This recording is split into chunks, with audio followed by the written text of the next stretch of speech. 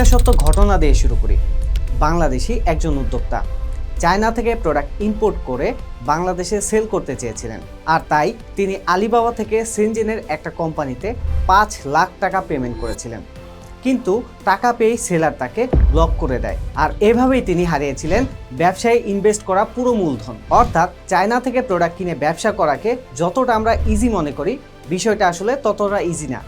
বাস্তবতা হলো, চায়না থেকে প্রোডাক্ট ইম্পোর্ট করার সময় মারাত্মক কিছু ভুল করলে আপনার ব্যবসা দাঁড়ানোর আগেই শেষ হয়ে যাবে। কারণ ইম্পোর্ট করার আগে আপনার করা কিছু ভুলের কারণে প্রোডাক্ট আসার আগেই শিপিং কস্ট বেড়ে যাবে, না হয় কাস্টমসের শিপমেন্ট আটকে যাবে, কিংবা পোর্ট চার্জ কিংবা ডিউটি যোগ হবে।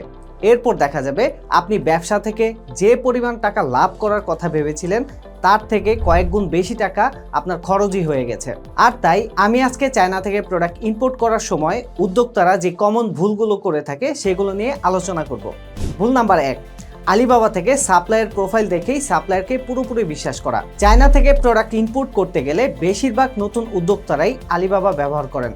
এটা একটা খুব কমন একটা প্র্যাকটিস। কিন্তু চায়না থেকে প্রোডাক্ট সোর্সিং নিয়ে কাজ করা অনেক এক্সপার্ট বলেন আলিবাবাতে থাকা অনেক সেলার কোনো ফ্যাক্টরি থাকে না, তারা হয় কোনো ট্রেডিং কোম্পানি কিংবা কোনো মিডলম্যান।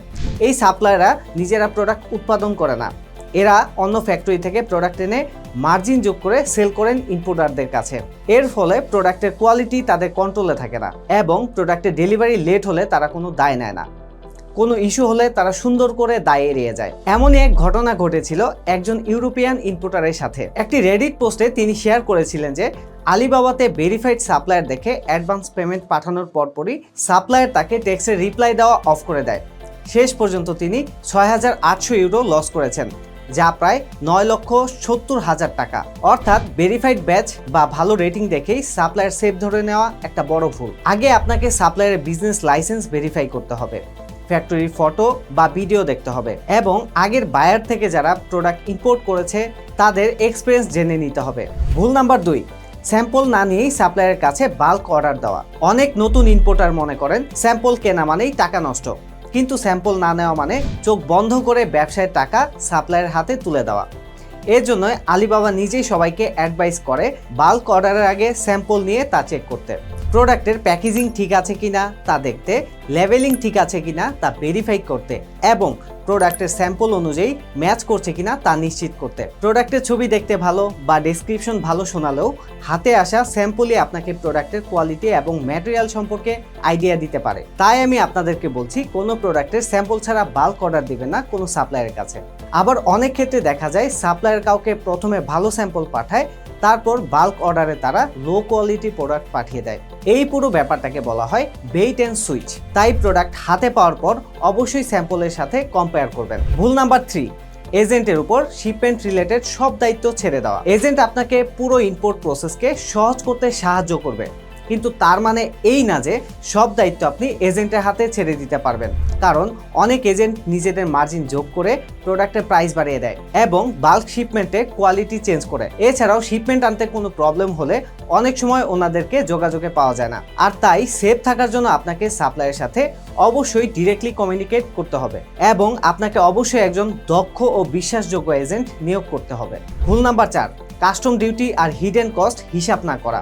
অনেক ইম্পোর্টার শুধু প্রোডাক্টের প্রাইসই দেখে, কিন্তু ইনপুট কস্ট প্রাইসের সাথে সীমাবদ্ধ না। প্রোডাক্টের প্রাইসের সাথে shipping free, insurance, custom duty, port charge and agent commission, এই সকল চার্জ যোগ হবে। এই সব মিলে ফাইনাল ইনপুট কস্ট অনেক বেড়ে যাবে, যা আপনার মাথায় না রাখলে শিপমেন্ট আসার পর বিপদে পড়ে যাবেন।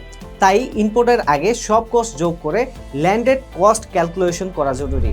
বাংলাদেশে কাস্টম ডিউটি নিয়মিত আপডেট করা হয়, এই আপডেটগুলো ফলো আপ করাও খুবই গুরুত্বপূর্ণ। ভুল নাম্বার 5, শিপমেন্ট আসার পর কোয়ালিটি ইন্সপেকশন না করা।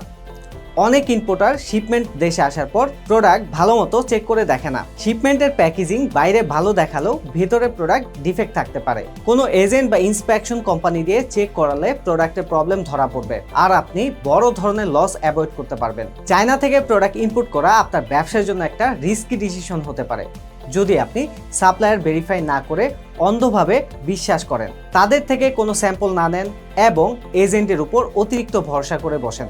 এই ভুলগুলো এড়িয়ে চলতে পারলেই আপনি একজন সফল উদ্যোক্তা হিসেবে চায়না থেকে প্রোডাক্ট সোর্সিং করে আপনার ব্যবসা দাঁড় করাতে পারবেন।